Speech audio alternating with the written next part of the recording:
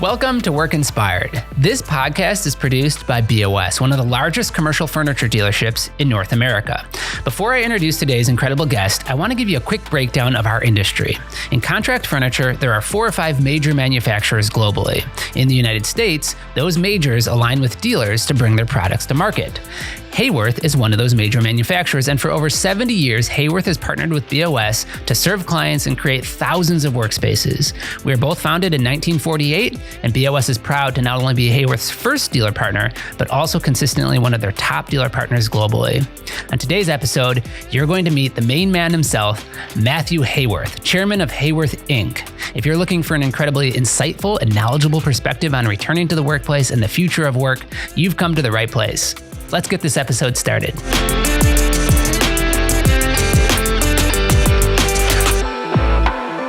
Matthew, thank you so much for being here. I've been so excited for this conversation. Really appreciate you donating some of your valuable time to our show.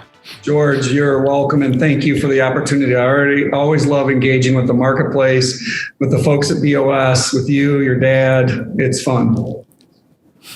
Well, most people in our industry are very familiar with you and your family.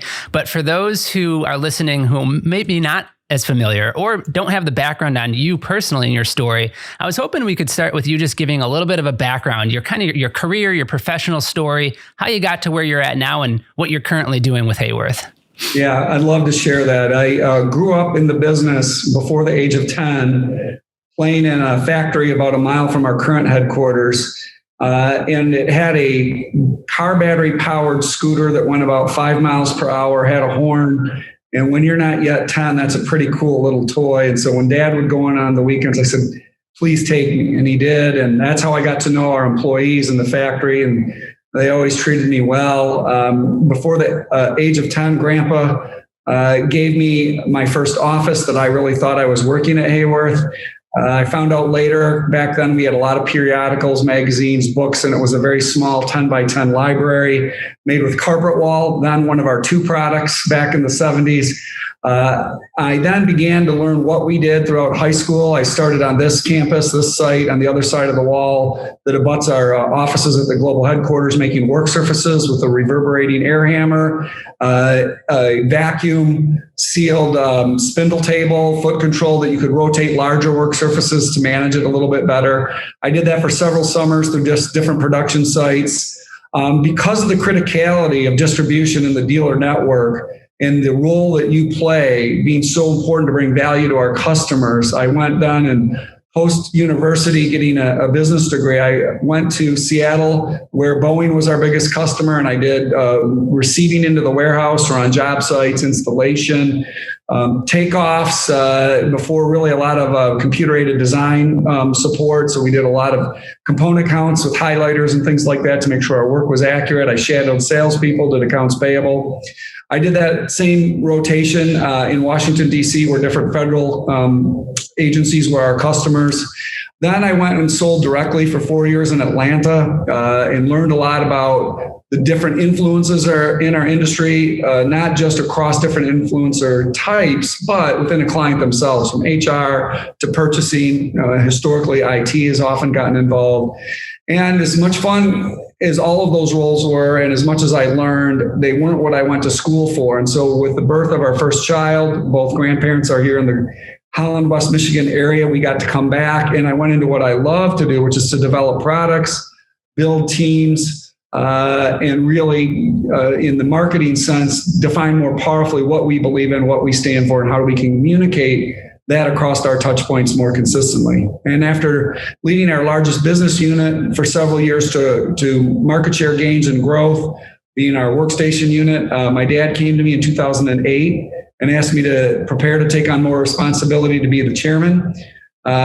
He thought it would be time. And while I wasn't in a hurry to do that, with 3 children being global and the travel that requires, I believe, to do the job thoughtfully and well, I thought it's just not right for me to delay my mom and dad's next step together. For myself, they've given me everything.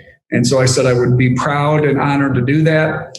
And then in April of 2009, we announced it. It was a little sooner than I thought. Dad came to me right in the middle of the last major downturn where we contracted 33% from September of 2008 to March of 2009. And he said, Matt, I like the strategy. I like our officer team. You and Franco are both, very talented. I'm ready. You're ready. Let's do it. He said, the only thing negative is the economy. But, out of the criteria, most of them are green lighted. Let's do it. And it was really, in retrospect, a good thing because all my comparables since then have been great. So it makes me look really good with the family. Yeah, it's as someone who has also kind of grown up in this industry, you obviously did it on a much larger scale, but your perspective is certainly very developed, very well-rounded. You've seen this business, this industry from all different perspectives. I love that you had an office at 10. That's great. But bringing us up into this point in time and the last 14 months, I think that experience is so relevant. And some of the questions I'm going to ask you on your perspective and what you're hearing and what you're thinking and planning for, I think are all very much shaped by that incredible background that you've got. So thanks for sharing that. As it relates to this current period in time, where hopefully coming out of the pandemic as we record now in 2021. Looking back a year as COVID-19 kind of came on very suddenly, and people went from very much working in commercial interiors to, in large part, being forced into their homes to work. What was Haworth's perspective on that? As people, from a leader in commercial interiors to a situation where most people were then now working at home, how did Haworth handle that? I think that this just accelerated trends that had been around for many years, almost a decade. The criticality and availability to be untethered from a PC probably hit critical mass around 2012. It started well before that. But the advent of wireless coverage, wireless speed, wireless security, thin screen technology that allowed us to have laptops and tablets and mobile devices. The work from anywhere has been around for a long time. This may have accelerated the adoption of those tool sets to more organizations. And as we talk to our clients, right now, the consensus is, and there's quite a bit of variation, but more of the organizations I speak to believe it'll be more similar than dissimilar to what it was before COVID-19.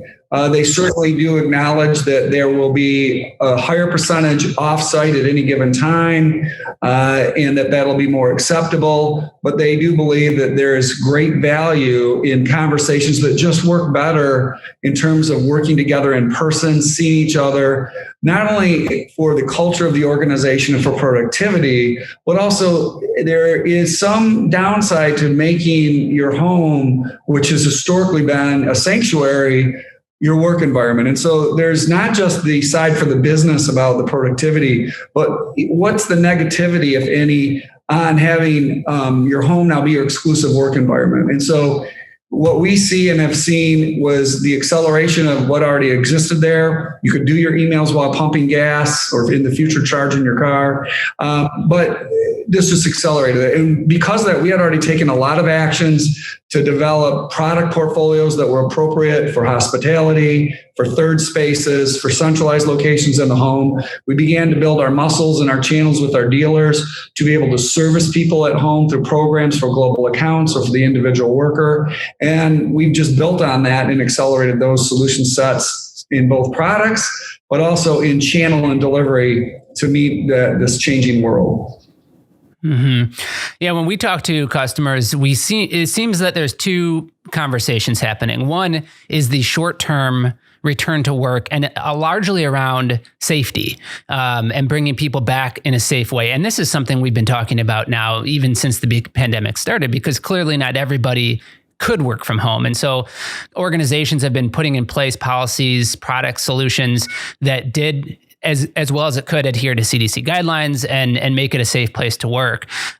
From a safety perspective, has Haworth, put in place any of these types of strategies to make it easier for people to come back into the office on a short-term basis? Yes, we've really done a lot of best practice work with our clients, with other industry influencer groups such as property management firms, learning from our dealers.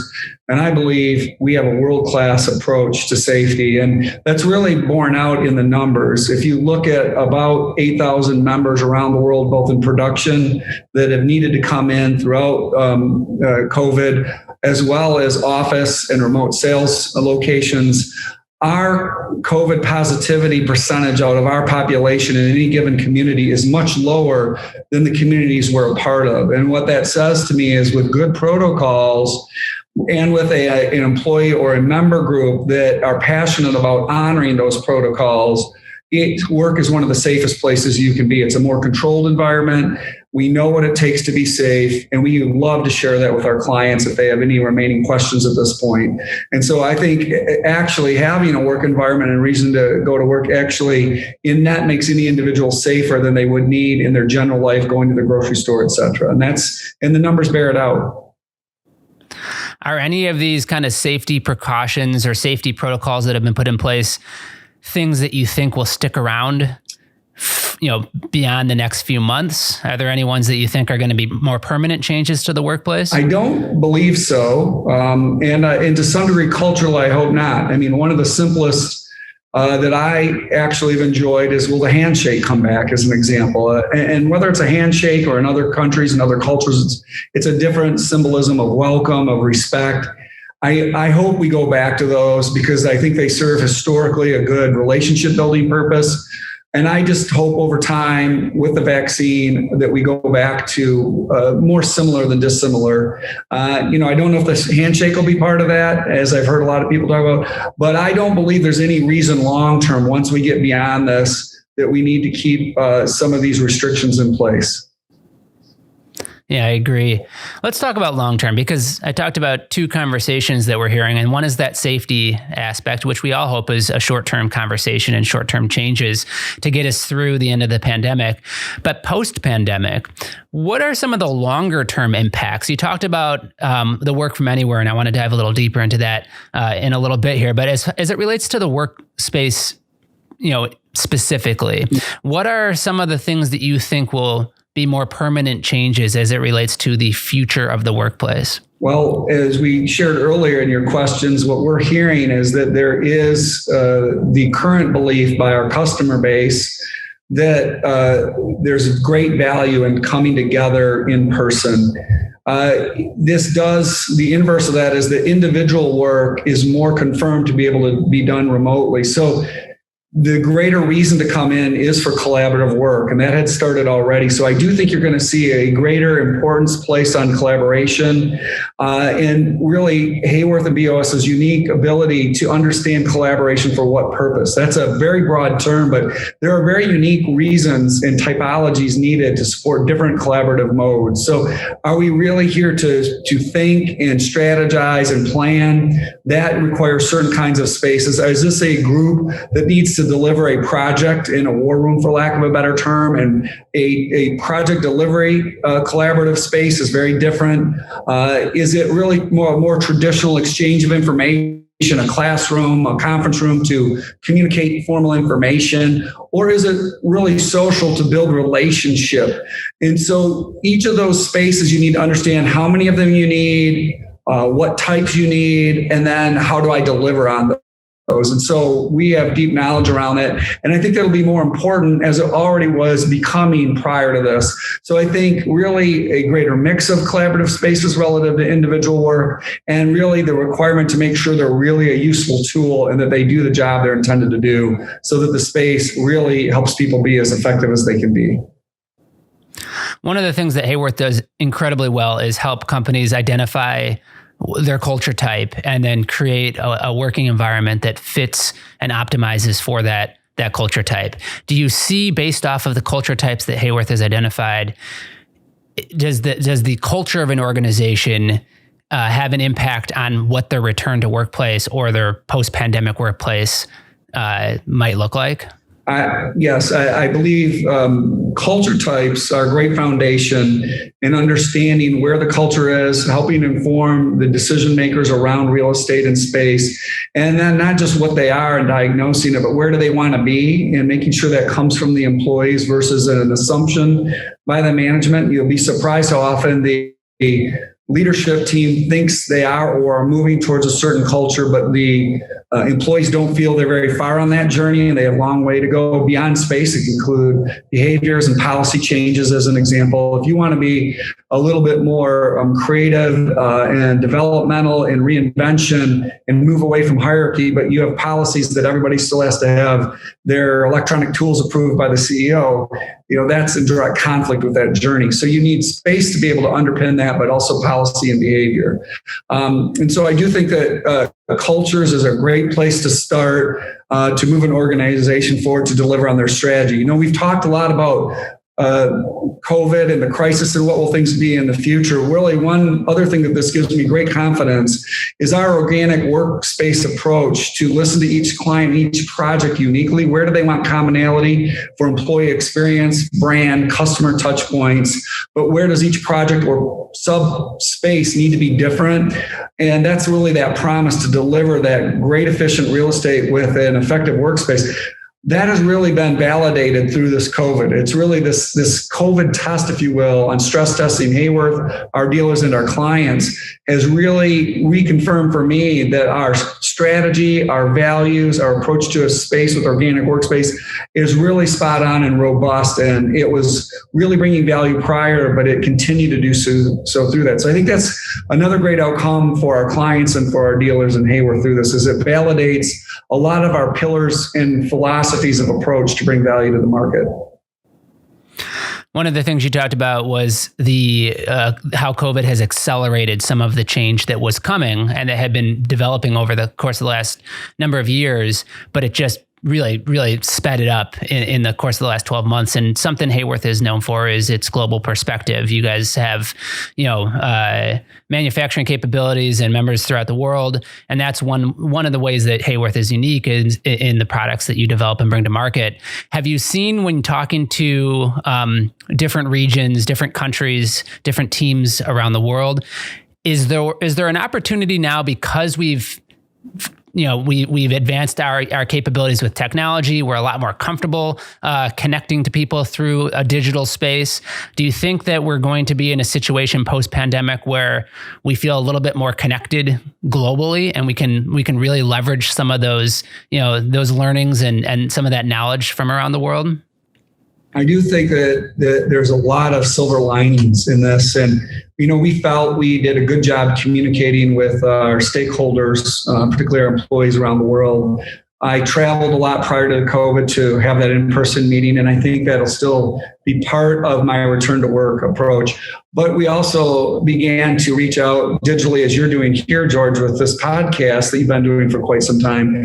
And we've added a richness and a regularity and a reach to more employees or members, as we call them, than we would have before. And we've done the same thing with the marketplace. We now have a digital NeoCon, so you can not only come to your hometown for NeoCon in June traditionally, but now people that can't travel in an office or used to go every other year can experience that. The House of Haworth, related to ICFF in New York, now that can be visited not just by North Americans, but globally. So there's been a great acceleration and advantages, and those new capabilities we're going to keep going forward. And you're right, globality brings a lot of advantages, I think. Not all the best ideas are out of West Michigan, our global headquarters. We're unique in that we have 4 design sites around the world in Shanghai, Germany, Italy, and West Michigan. That we see how people work in Australia, the Netherlands, New Zealand, India, China, as well as North America. And that can bring great value to our clients, and when we share how that happens. Relative to COVID, it also helped us prepare here in North America because we have facilities in China. We saw it in December, January, and then Italy it hit next. And we have 4 plants in the Lombardy region, as well as our residential headquarters being in Milan. And that helped give us, 30, 60 days of preparation here in North America as COVID hit here. And so there's a lot of unforeseen advantages by partnering with a global manufacturer in consideration of a work environment. Yeah, I think that perspective is really important, especially as we, it seems to me that there's direction and that there's, as you said, you're starting to get some glimpses as to kind of what does post-pandemic workplace look like. But a lot of people are still asking that question. So I think your perspective from other regions and all the knowledge that you're able to gather, I think is really helping to lead that charge. One of the interesting conversations we've had too is, and you've probably seen or heard, the conversations around how working remotely is working, right? Companies thought, the reason it didn't take off before the pandemic was companies didn't think it was possible, but then they were forced into it, and they're hearing from their teams that some of them prefer it, and so from an employee attraction and retention standpoint, that's one of the reasons why people invested in workspaces, before the pandemic was to create great teams, to keep people, within the company, to hire the best talent. I just read an article today saying there's a number of tech startups now that are saying we actually think that the workplace is still that's the reason we want to create a workplace. There's maybe something lost when it's work from home. It might be more convenient for some people, but in order to really create a great culture and to build a great team and keep that team together, the workplace is still kind of central to that. Is that Haworth's belief? Do you or as we come out of the pandemic, is the ability for a company to offer remote working going to be more of a perk than having a really, really great place to come to work to? I don't think they're in conflict at all. I think that there will be a greater proportion of availability through employers to do work remotely. And I think spaces are going to be really critical. And in many ways, this is actually revalidated that space is important. In our studies through Leaseman, as well as our primary research we've done ourselves, this has been confirmed, and interestingly, it's a little counterintuitive in one sense that you would think younger people are more comfortable, I would say generically, with technology than more experienced workforce. But actually, they've struggled from our research, from what we've seen, the most with this. They miss community. A lot of them, that's where they build their social network. They want mentoring. And so I think that, to your point, to attract and retain the best, many of what we've seen is short-term, the newer employees, the younger employees, the fresh outs as we call them, they're craving a centralized experience more even than the experienced employee base. So I think that that's going to be critical. And we're seeing that commitment to centralized spaces. Amazon's taking on more spaces throughout North America and the world. Google's doing that. We just saw the announcement from Apple for about 2,000 people doing research in the Carolinas. And so you're seeing, branded companies we're very familiar with that have great technology capabilities, confirming that there is no replacement for in-person meetings and in-person spaces.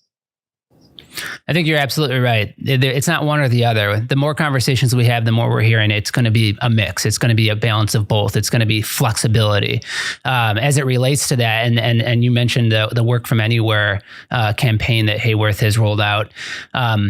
What advice do you have to employers who are trying to make some decisions around making their spaces or their work strategy more flexible? My observations of more successful projects is for the organization to understand the biggest levers they have that may be going on at any given time. It would be, what is their corporate strategy? What is the brand they want to convey? What is their customer experience, their member experience or employment experience they want to develop? If they have an ERP going on, which may seem like, what's the connection to ERP? Because that really should be a great time for the business to decide how it wants to run, and the ERP system should serve them, not they kind of have to be restrained by what the system can do. And so if you can take those biggest drivers and then allow that to be tied directly to the manifestation of those drivers in your physical space, it'll underpin that. And really, space is one of the most tangible things that can reflect values, strategy, the direction. And then once you do that work with an informed group that represents different stakeholders, you form that point of view with great partners like BOS and Haworth.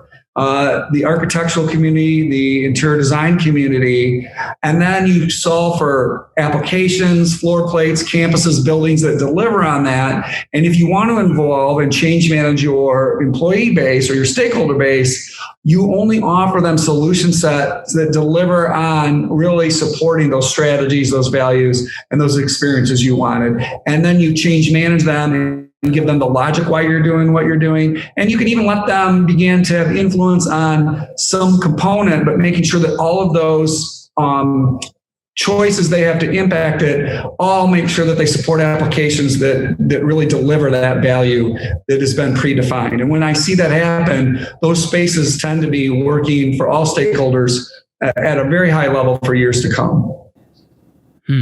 As it relates to real estate specifically, if as companies evaluate what this flexible future might look like, some of them are saying we might have people in the office 3 days a week instead of 5 days a week and maybe not be at full capacity ever. What do you say to facility leaders who are trying to make space decisions right now as far as planning, whether they're considering consolidation or expansion or reconfiguration? Do you see the need for an organization as it relates to space changing at all as compared to before the pandemic? And it's going to be up to each organization. What are they going to require or offer relative to how many days a week? If they say you only got to be in 3 days, but everybody still picks the same 3 days, there's really not the ability to consolidate individual space much other than shrinking each space a little bit. You're not really going to eliminate it, because when we've seen that, we've talked to a lot of companies that directionally do that. It's not a surprise.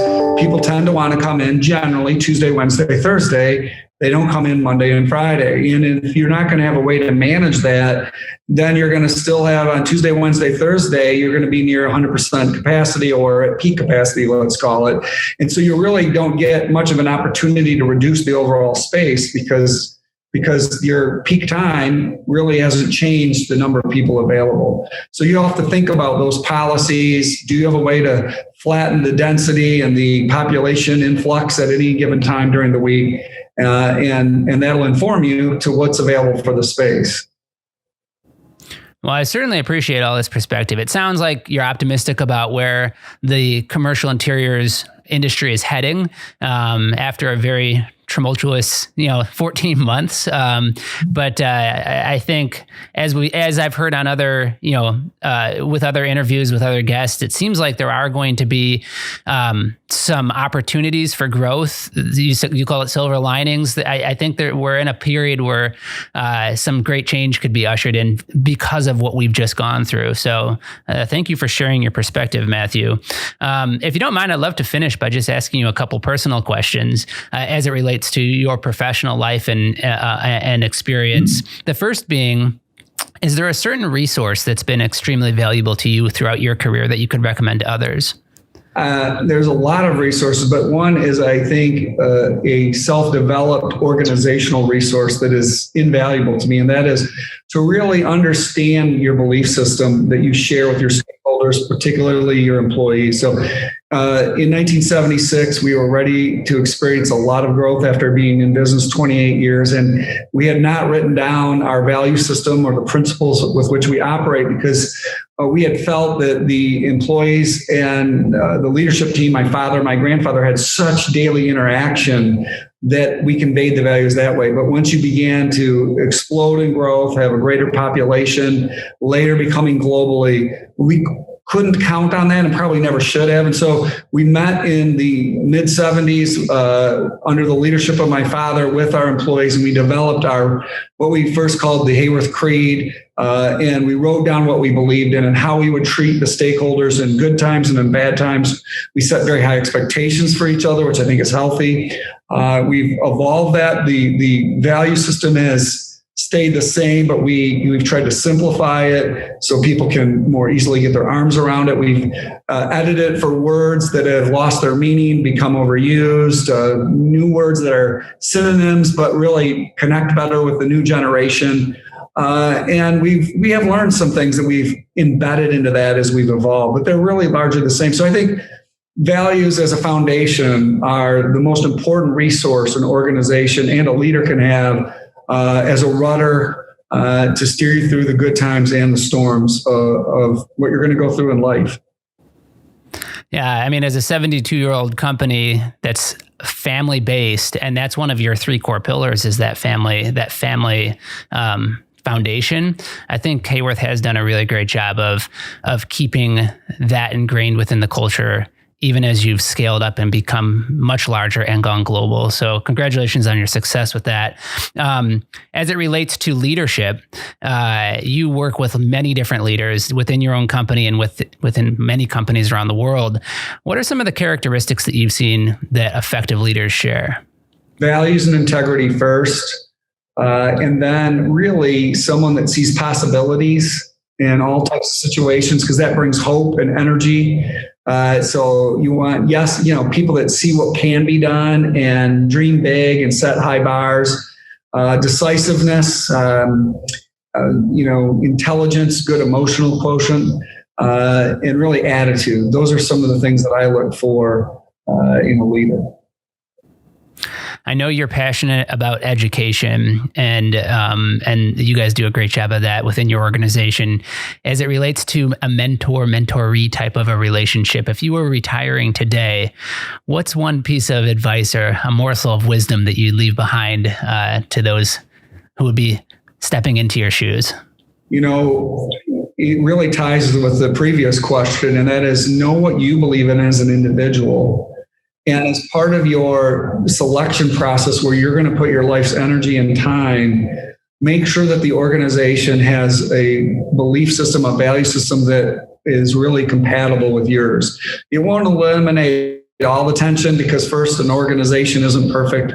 The employee member isn't going to be perfect, but it'll minimize discord and increase the probability that as potential conflicts or misalignment occur, you're going to work through it. And when you reflect back on your time with that organization, I think you're going to be more satisfied and prouder of that. So I think to really consider what does the organization, and then cross-check it on your interviews. They can write something on the internet or on a document, but really question how do they live it and see is there consistency as you often in an interview process get to touch point with more than one person. You want to make sure that is consistent, that they're aware of it and brought up regularly. I also think when you first start out early in your career, to find those people that make a difference, that live the values the most and are doing well in the business environment and watching what they do, asking them maybe to be your mentor or certainly emulating them is a really great thing to do to accelerate the value you can bring to an organization and the respect you're going to be able to earn, which will give you the trust to be able to use your best ideas to improve the organization and create a win-win for all stakeholders. Great advice and great perspective. Matthew, it's been such an honor. I mean, it's an honor for BOS to be able to serve as a Haworth dealership, but just such a privilege to have you on the show. Thank you so much for your time and for your perspective. You're welcome, George, and thank you to you and the BOS team. Let's have a lot of fun together, and that means bringing unprecedented value to the marketplace, and I appreciate the opportunity. Thanks for listening. If you enjoyed this conversation, please take a moment to rate our show. If you haven't already, be sure to subscribe to the Work Inspired podcast so that you don't miss any of the incredible guests we have planned for upcoming episodes. We'll continue to find the best and brightest minds in business so that you can learn, grow, and succeed, and so that we can all work inspired.